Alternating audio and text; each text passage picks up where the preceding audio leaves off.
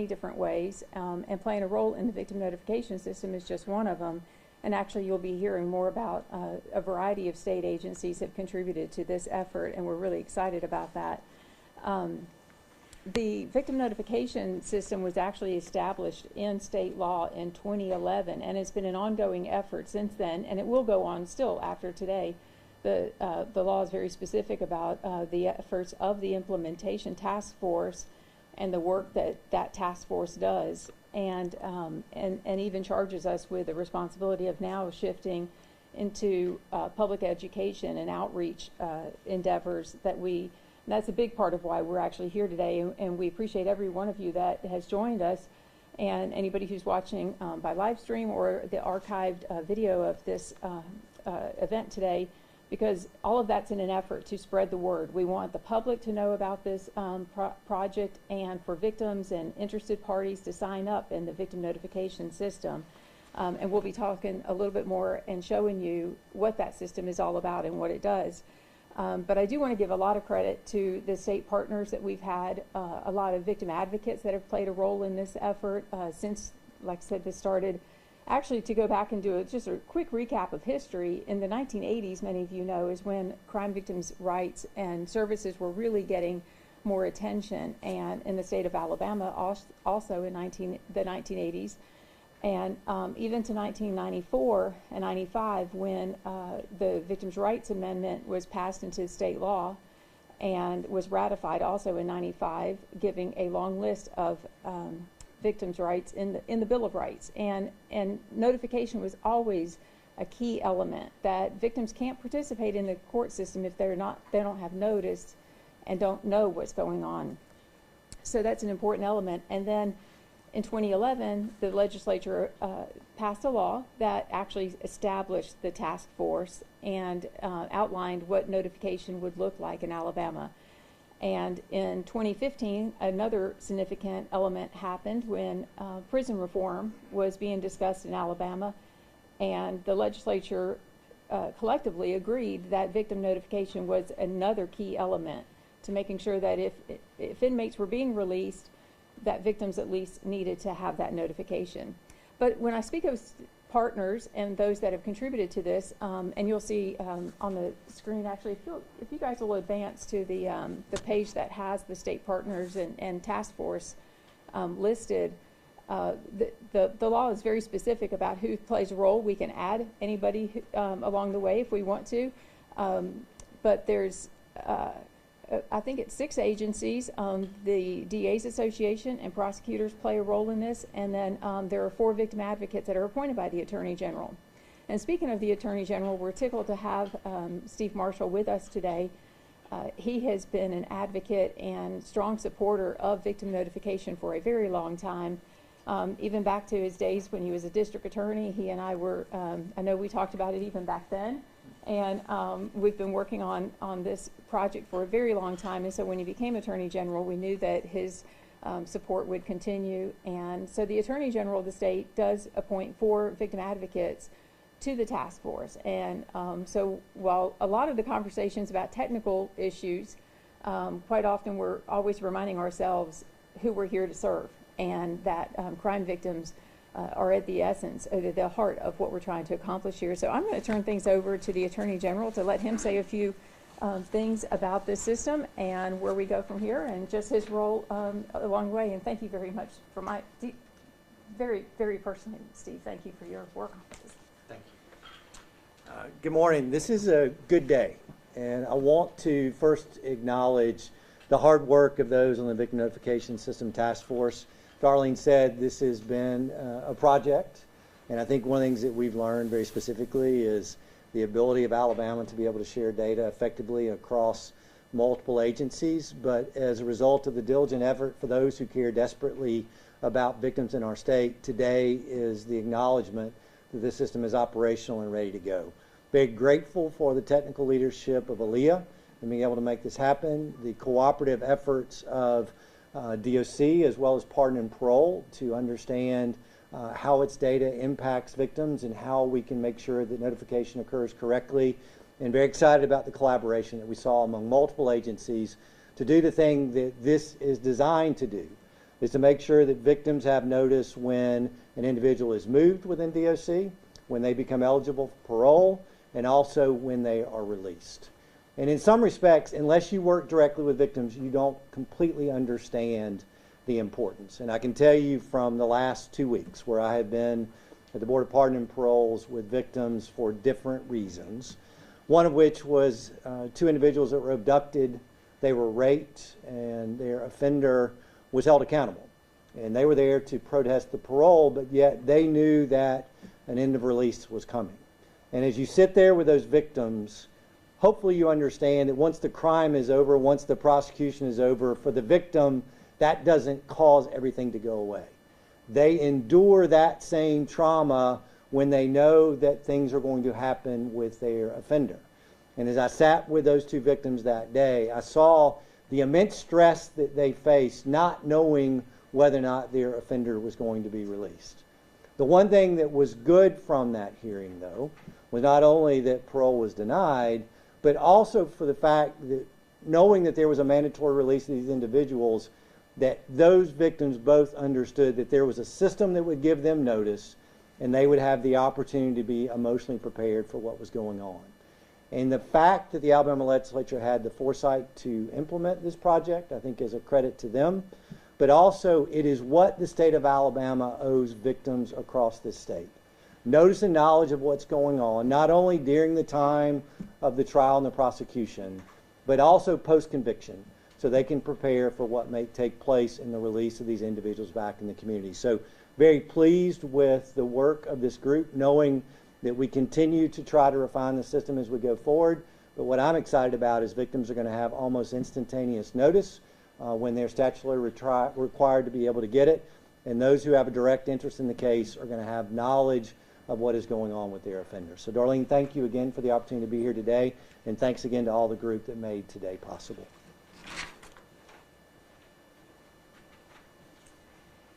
Thank you so much, General Marshall. And I have to give some credit, and I'm going to forget some people if I start naming them, but Sarah, who runs the victims unit at the Attorney General's office and who's with us, has been the chair of our task force and keeping us all on the straight and narrow and keeping us lined up. There are so many, as you can see, state agencies that have been involved, and I can't say enough to our friends at ALEA and Pardons and Parole and DOC, everybody who's the task of making the data work and talk to each other. I'm not a data person, but as General Marshall was referring to, there's been many challenges along the way, but we've really accomplished a great deal, and I think victims are going to hopefully benefit from this. Director Ward was not able to be with us today from the Bureau of Pardons and Parole, and they've, of course, played a very significant role. And I know Ashley is here from the Board of Pardon and Parole, and probably some other folks. And they've, and Ashley, if you'd like to say anything, I'd love for you to. But we do have a video from Director Ward, which I think is really significant because he was actually the sponsor of the legislation in 2011 when he was chairman of the Senate Judiciary Committee. And so he has played a very significant role over the past few years. And I believe that's probably, is that next, I think, if you guys would hit that.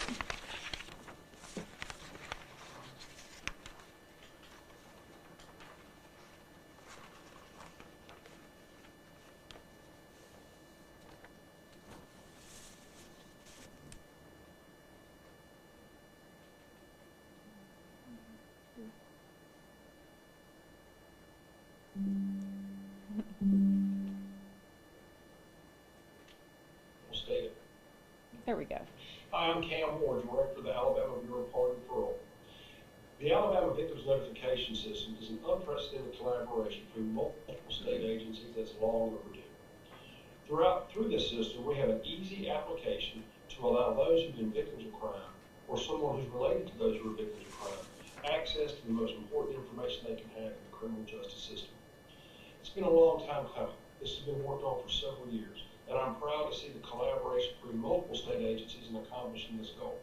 For too long, too many victims have been forgotten about in the criminal justice system. This is an opportunity to make sure their voices are heard and their opportunity to be heard at individual hearings.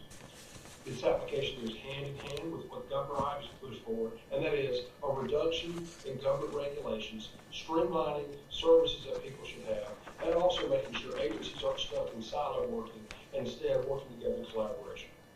I've been in support of this concept for a long time. I think it's something that's truly beneficial to our criminal justice system.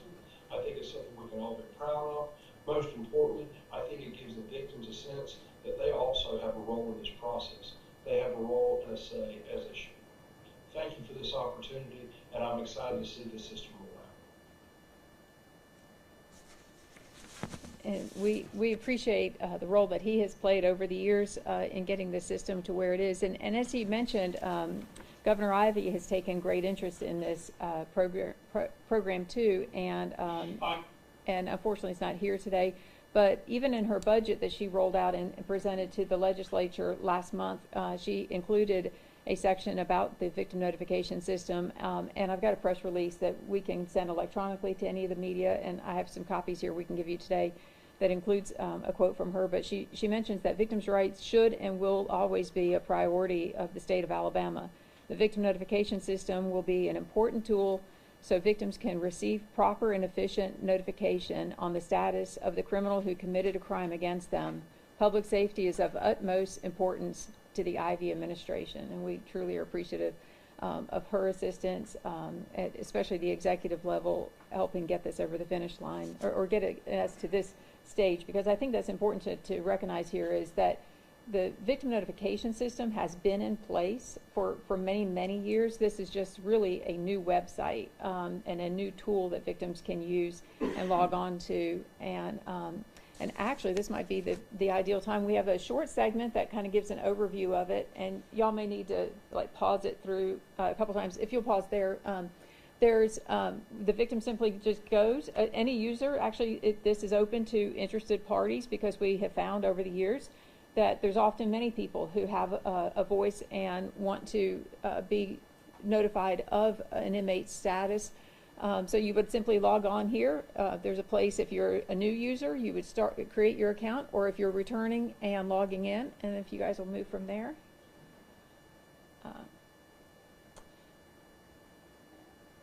And then you fill in your name, your password if you're a returning user, and you hit the login button.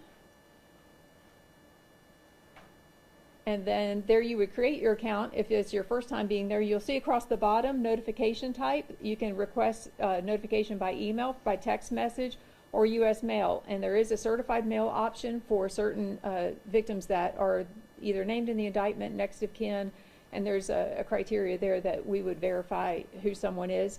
But otherwise, if you're getting email, text message, that's available to nearly anyone.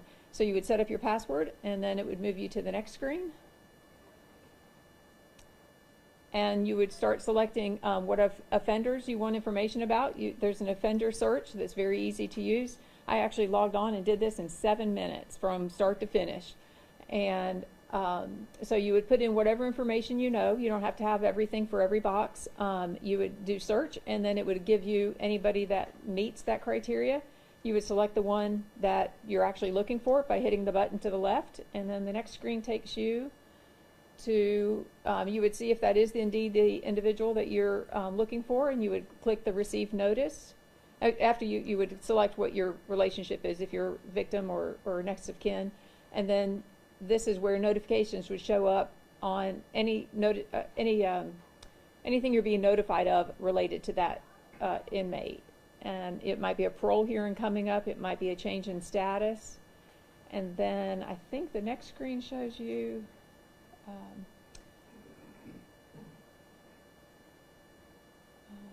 that's the message that you would, because then you would get a text message or an email, and it would tell you to go to, it would give you a link to go to this website, and it would list your notifications.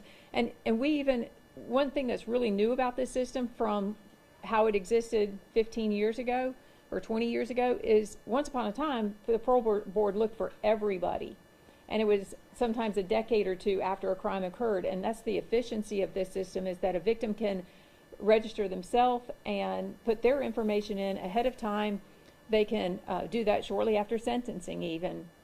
But there are some victims who may not want to be notified, who may not want any contact with the criminal justice system after they've participated and done their part. So we have offered that option for those that may want to opt out and not receive notice. And then there would be a verification system involved there. And then that may be the last screen, or is there one more after that? Oh, and we do have a wonderful list of frequently asked questions and additional information, some resources for victims, and that's one of the tabs at the top of the page also. So it's a very easy, simple system to use, and I really wanted today for you to hear from some people who've actually used the system, who will benefit from it firsthand. It's a passion for me. I was a victim of a crime. I was kidnapped when I was 20 years old, abducted at gunpoint from a post office by someone I had never seen before. And I participated in having him prosecuted. He went to prison for 20 years.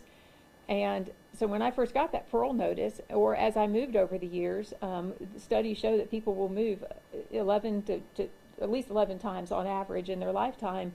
And updating your information, back in the 90s, I would call the parole board and hope that whoever was writing down my information was putting it in the way I was giving it to them. And they always did, and I was thankful for that. But it would have been nice to have that control, or at least know and see the information being added. You could do it any time of the day or night with this new system, and decide how you want to get noticed, because you may not want that certified mail that's complicated to go pick up. You may just want an email or U.S. Mail. So it was very special and important to me for the parole notification process. And so as we've developed this new system, I've found many other victim advocates that I've worked with over the years. And Wanda, there's Wanda. Wanda is the executive director now of VOCAL, Victims of Crime and Leniency. She's been a crime victims advocate for many, many years.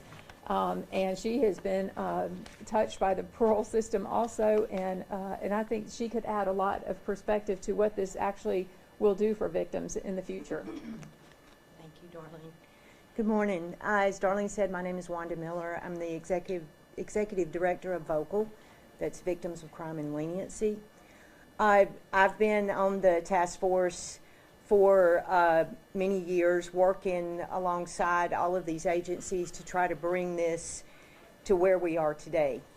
There's been a lot of work put into it, been a lot of effort, but at the bottom line of what all of us were doing, from the legislature, from Cam Ward first putting this out for us to now, is that we wanted something that was going to benefit crime victims, that was going to give them that sense of security, and also the ability to control, and that's a big thing for victims.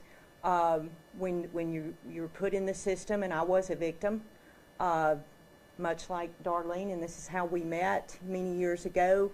I was kidnapped from a restaurant in Birmingham, and so I was going into the system. Had three defendants that went into BOC, went to many parole hearings over the years. And there was always that certified letter that came to the mailbox. It was always something that you anticipated. It was something that put you right back to that day. You know, it's all of the strides that you had made to move past that crime. The day you got that certified mail, you were right back in that spot again. So what this system means to me and to so many victims that I've dealt with over the years, I worked in law enforcement and victim assistance, worked in a district attorney's office, and now work for a nonprofit. What we hear from victims every day is that the system is so hard. There's so many places along the way that victims don't know. They don't have information. They don't know what they can do. They don't know what the next step is. And this system is going to make that easier. I talked to a victim the other day that I dealt with in Jefferson County. Her brother was murdered. And every step they still call me and say, what does this mean? What do we need to do? And they found out about the notification system and said, is this something we need to do? And once I explained it to them, they were like, that's awesome. I walked them through signing up. The father of the victim is elderly, So other family members can now go on this system and sign up. It won't be just one person getting a notification. Interested parties can sign up. So to that family, it meant the world, that they could also go on this system whenever they wanted to. I talk to victims all the time that go on DOC weekly to see where those inmates are. To look at that screen and see the status of that person. So, crime victims deal with a lot. It's not just the crime, it's not just the trial, it's not just the sentencing, but this goes on for the rest of their lives. So, we're looking at people who are dealing with these situations years, decades later. So what this system is going to do, from my perspective as a victim and as an advocate for other victims, is going to give them that control. It's going to give them a place to go that was built for them, to help them, and to make, if we make their life better just in this very small way, we will have done our job. Thank you very much. Thank you, darling. And as Wanda referenced, the system did go live at the beginning of the month on March 4th. And so we more or less did a soft rollout, and people who were enrolled in the previous system, they received an email or text message from us, in some cases both, and were directed to the new site and were asked to sign up. And you can't see it on here because this is actually a screenshot of it, but when you're on the actual website, which of course appears at the bottom, there's the phone number for the Attorney General's Office of Victims Assistance, and I know they've received quite a few calls, and I'm so appreciative of them and their efforts and working with victims. And the parole board has received a lot of calls, people just wanting to know if this is really for oh, that's a great screen. If you'll leave it there, that's good.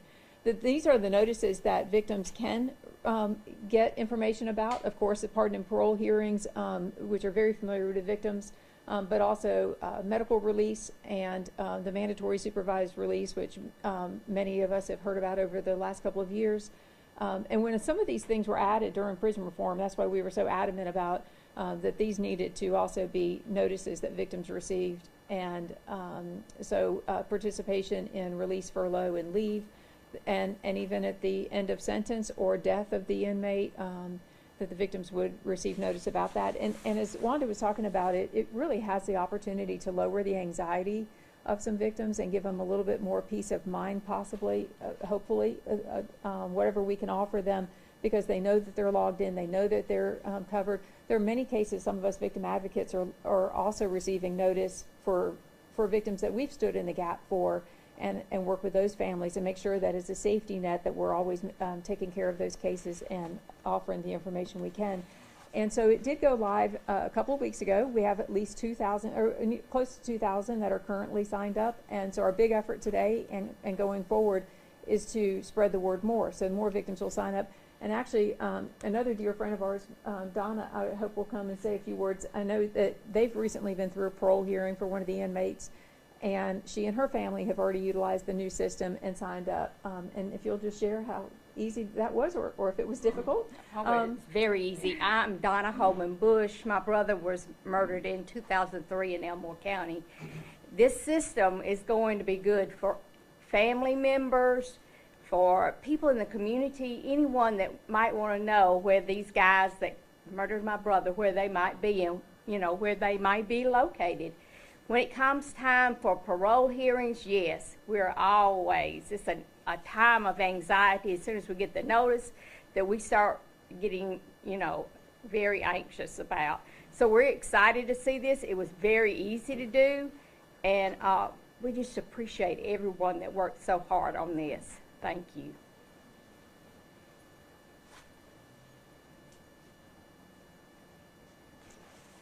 And this microphone is also working for the live stream, so they told me to make sure it's. Whoa.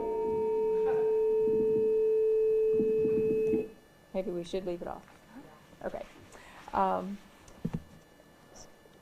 So just to recap some of the peace of mind. Whoa.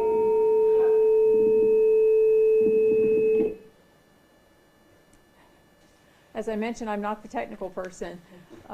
Thankfully, we had many technical folks that did help us in the system in creating it. Whoa.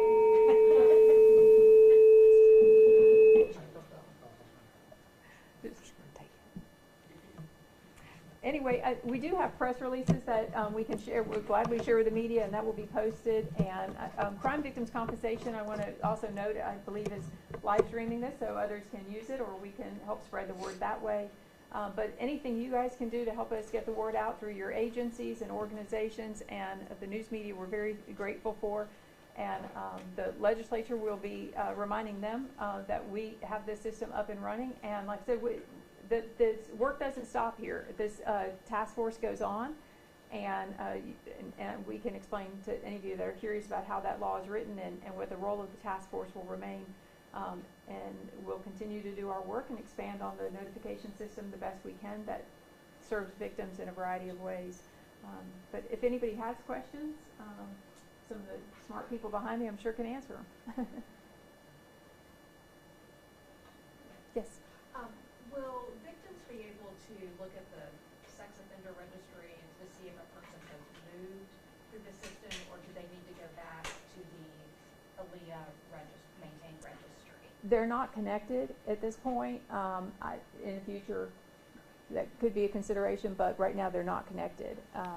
This is primarily for anyone who, and one point we do make in the press release too, that it's post-conviction, so any inmate, victims sometimes are concerned about pre-trial releases.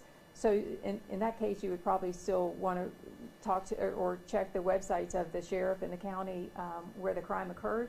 But this is for post-conviction, and even after release, you could still, if a pardon was a possibility. But as far as sex offender goes, it's not connected to that at this time. Yes, Ralph? I know that the early release happened back last year. One of the issues was victim notification. How does the system, is there an upgrade to the system such that it would fix that, or how does this work? That's directly related. When that law was written, it intended that this system would help do that notification. The system was not at a point where this is intended to be an automated system too, for especially the electronic notices. And in that case, which has been about a year ago, DOC was very diligent after, realizing some of the issues that were going on to go into even the old system and utilizing some of the information they have. But had this been in place and at the point we are now, I don't think this is just me speaking, we probably wouldn't have run into some of those issues. Because when that law was written and then the retroactive aspect was added, it anticipated this system being in place. I don't know if the Attorney General. Well, it's a great question, because it would, if this system had been in place, eliminated the need for the litigation that we had shortly after the retroactivity provision took place. Victims historically have known when parole was taking place. End of sentence was a different story. And so this fills a gap that we didn't have previously, plus with the mandatory early release provisions that are in play, gives victims additional notice that they wouldn't have had previously. Okay. You want me to use this? Okay.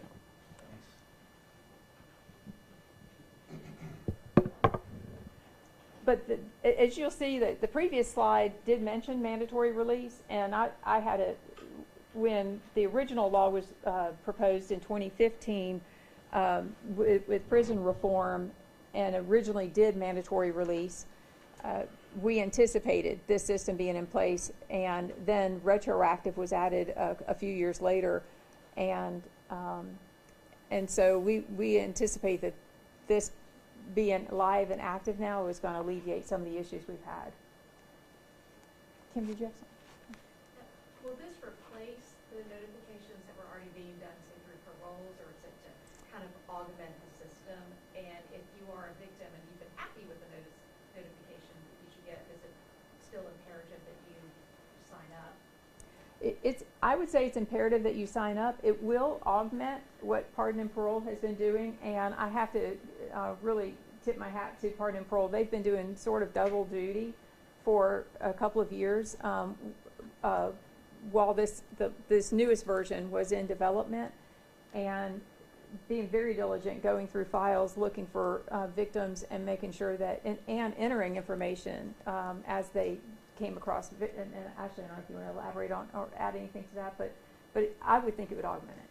Yes, it will, for sure. And Kim, let me add, this is not to make things more difficult for victims. It clearly is intended to make it better, and to the extent that somebody loves getting a piece of mail, and wants to have something tangibly in their hand that shows the date, that still exists as an opportunity.